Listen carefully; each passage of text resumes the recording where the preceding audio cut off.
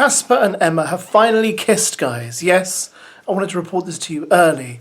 Although Casper did say it happened after quite a few glasses of wine, which makes it sound like he had to sedate himself in order for it to happen. But nevertheless, it's happened, and Casper and Emma do still seem to be on that road to happiness. Emma and I have been getting on really, really, really well.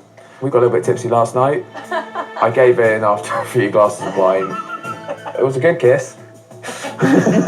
So here we are, Married at First Sight UK Season 9, Episode 20. Can you believe it? And we're all attending a dinner party at the retreat. Now, Rochelle has gone. She's just gone. She has no feeling at all for Orson anymore, and she's literally leaving and not going to the dinner party with him. Are we surprised? I doubt it. It's good to be in this setting alone. There isn't a fibre in my body that cares about Orson, and that's the reality of it. I don't have any intention of going into the dinner party with him tonight. Then we have Ryan and Shannon, who have spent the night apart because of some really weird, mild, tame misunderstanding that seems to be she wouldn't tell him much about the girl's day away. Is that it? I mean, sometimes I wonder, do these guys understand how this works? It's like when you argue and you're married, you don't then spend the night apart. I mean, isn't that a bit like talking to your respective partner and saying, I was really upset that you didn't, I don't know, do the laundry while I was out, and then the other one says, I'm offended by that, so they sleep in the car while you sleep in the house. It's so weird, but never mind, that's what they decided to do. Shannon came in, climbed on bed, she was like, so what questions did you lads get asked? So I said, what questions did the girls get asked? She's like, oh, I can't remember now, this, that, the other, blah, blah, blah, just like tried to bat it off. So I said, I'm not going to answer what's been said with you. Like, Lacey came in, she was like, hi, Ryan, you all right?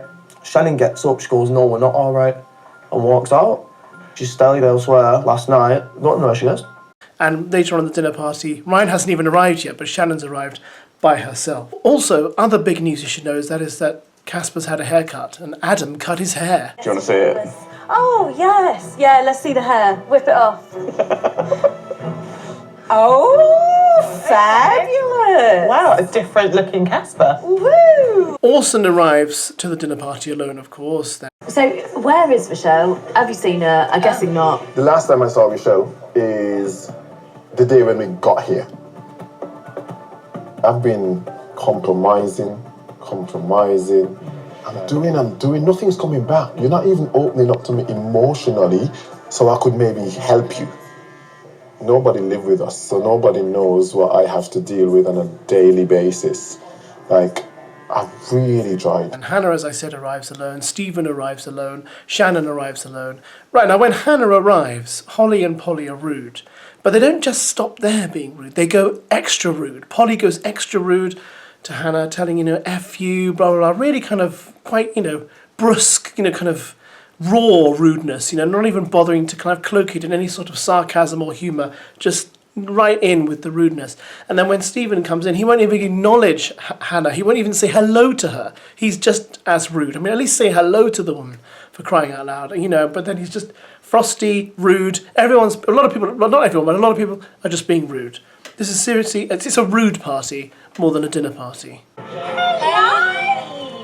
I'm walking in, I feel pretty nervous. I don't really know who's mad at me, so I don't know really what I'm walking into. Hello, Sunshine State. Hey, gorgeous. You all right? What, when the cat's dragged in? Oh, no, you didn't. Yeah, that wasn't very kind, Holly. I'm not even getting up. I'm not even acknowledging who's just walked in. So it sounds like Holly and Hannah have had a bit of a run-in. It makes you wonder what Hannah actually did to make Holly and Polly so angry. You're swaggy. You okay? You alright? Hello, you okay? Are you saying hi? No? No, not really. Okay, no problem. I got you. You okay?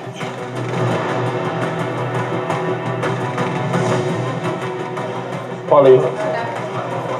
Why? Just say hello. Why the fuck should I say hello? Fuck her. Fuck her. You've rubbed me the fucking wrong way now.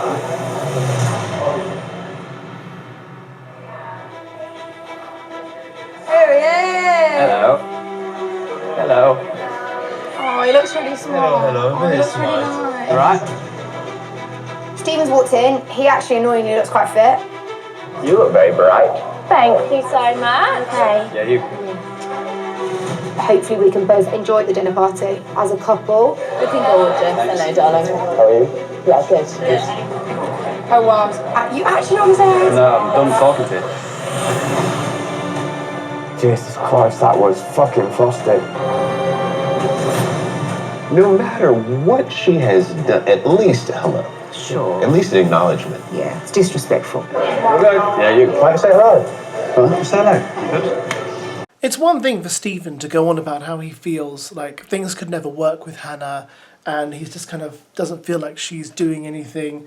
But when he realises that Ryan has not shown up, he is literally delighted at the idea of trying it on with Shannon. He is smiling like the Joker in Batman at the prospect of maybe being able to get on with this woman. And it's remarkable. You kind of think to yourself, but dude, you're the one who's been sour-faced about your wife from like day 2, maybe hour 2 of your marriage. And here you are now reveling in the idea of maybe, you know, latching on to another man's wife. It's quite incredible, really. And then when Ryan does actually arrive, you can see Stephen's visage just fall because he's so upset about it. Is Ryan coming today? She moved out last night. And I said, is it done? And she's like, we'll see if he turns up. So if he turns up, it's not done. Better be quick.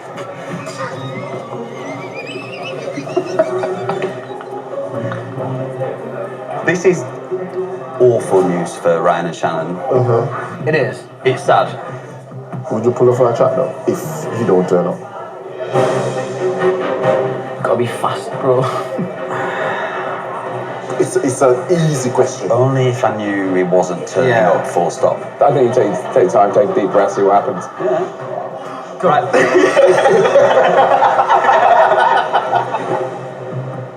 Now, Holly does tell Shannon that Stephen's interested in her, but Shannon is not interested at all. At least she says she isn't. We will see. Well, basically, you've just seen that Stephen called me over. He said, what's going on with Shannon and Ryan? Do you think they're done? And I said, I don't think they are. And he said, if Ryan doesn't turn up tonight, I'm going to shoot my shot. Because she's just my type. He went, so does that mean Shannon will be staying with Stephen? No. And I went, you've misworded that. He went, do you think she'll be staying with Stephen? And I was like, woo-woo. No. I just wanted to give you the heads up, though. He's not my type. I don't want anyone else but Ryan here. I know you don't. I can literally don't want anyone else. Orson is clearly desperate to get something positive out of his time on Married at First Sight. So he doesn't waste any time in propositioning Hannah to spend time with him in a grown-up way for the last 24 hours they have at the retreat. Now, Hannah does seem interested. Whether she'll actually go along with it, we don't know yet. You know what, Hannah? When I gravitate to you, I like you. You're no nonsense chick. She says what she feels, fiery. These are all the personalities I asked for when I wanted my wife, you know? I like that about you. How are things with Rochelle? Don't spoke to her. No. I haven't seen her.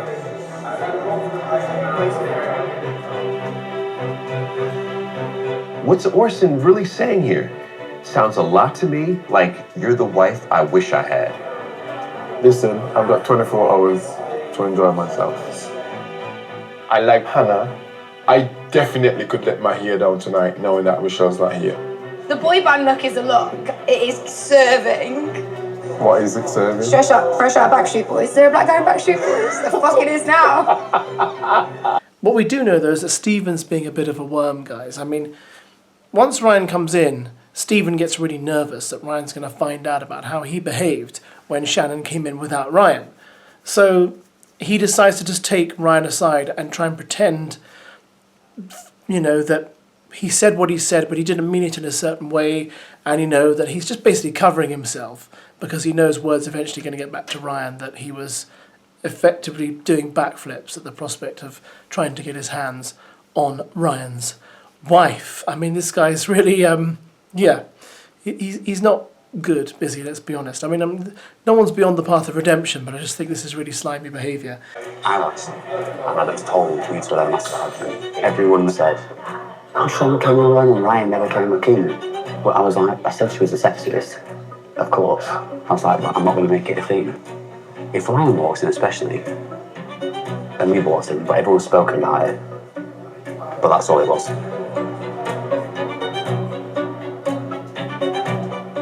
ain't fuck it, I'm not that guy. I didn't want to make it into a big thing. I didn't want it to come across disrespectful that I'd done it behind your back. And then we have Polly. I've got, again, another dinner party where Polly goes berserk. Fed up of kind of going back and forth with Adam, just starts shouting her apologies at him and being very belligerent. So all eyes are now on Polly. I don't think she actually wants that, but she does it because she's so impulsive and doesn't want to just own up to what she did in terms of twisting and saying, I want to be with Stephen. I just think, you know what?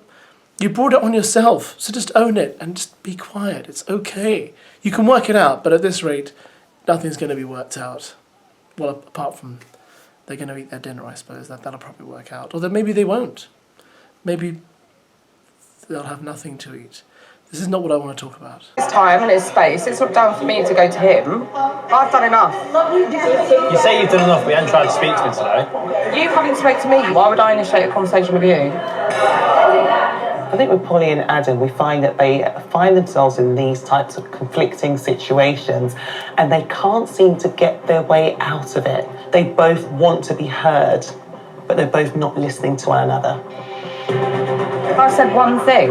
Do you not think the things that you've said in the past have hurt me and I haven't taken it? That makes it okay, does it? We're going back down that route. What do you mean, does that not make it okay? There's been a lot of things that you've said that you shouldn't have said. Yeah, I know, but mine was just wording it wrong. You didn't word this wrong. I said I want the qualities that Stephen has in you. It was stick, horse, and twist. You said twist.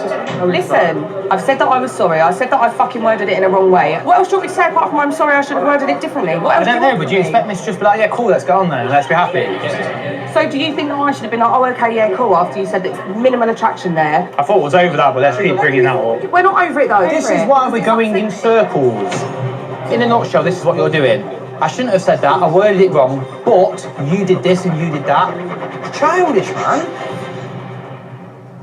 I have to say Adam has a point here. Polly knows she needs to apologise, so she does so, but then backs it up with but. Yeah, an apology is worthless unless it is done in the proper manner. The fact that you're turning this on me is a fucking joke. I'm turning it on you? You are turning it on me because I've said sorry, I've apologised, I've owned it. I'm sorry, I'm fucking sorry, Adam. There you go. Well, Ryan got wise to Stephen, guys, and realised that Stephen had been lying to him in what he said earlier because Holly, of course, it would be Holly, told Ryan that Stephen was elated when Shannon came in alone and had told everyone, like, I'm going to try and, aim for Shannon while, Ryan's not around, etc., etc. No, so we kind of saw that coming, didn't we? So Stephen said, what's the crack with Ryan and Shannon? Because she's coming on her own. And I said, I just know that they had an argument last night. So I said, if Ryan comes through that door, I think they're going to be absolutely fine. He said, if Ryan doesn't turn up tonight, I'm going to stick it on Shannon. Fuck me. He's lied to me tonight, and I don't respect that. Did he word it like that to you? I just remember his statement. I didn't want it to come from anyone else. I don't think he touched on that part.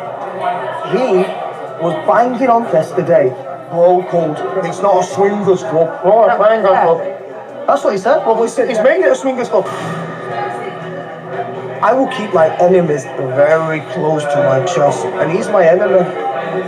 Then obviously Hannah makes no headway with Stephen. He's still being very standoffish with her. So of course she goes straight to Orson and starts flirting, like so openly with him, saying, oh, should we make out here?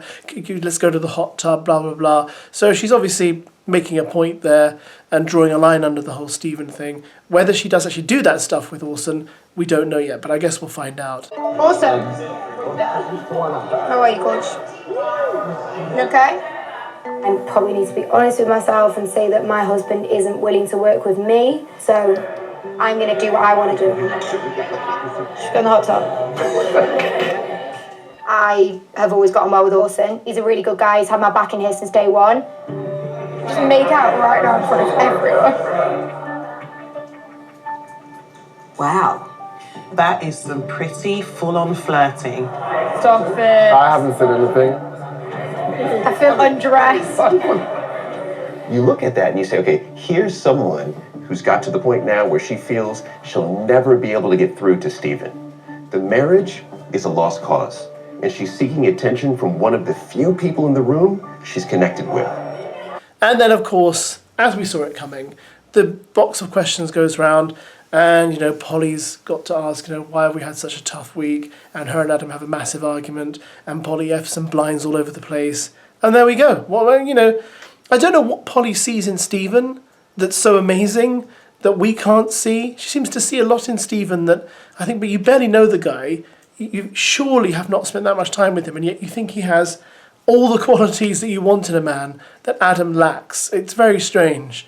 But there we go. You know, big explosion.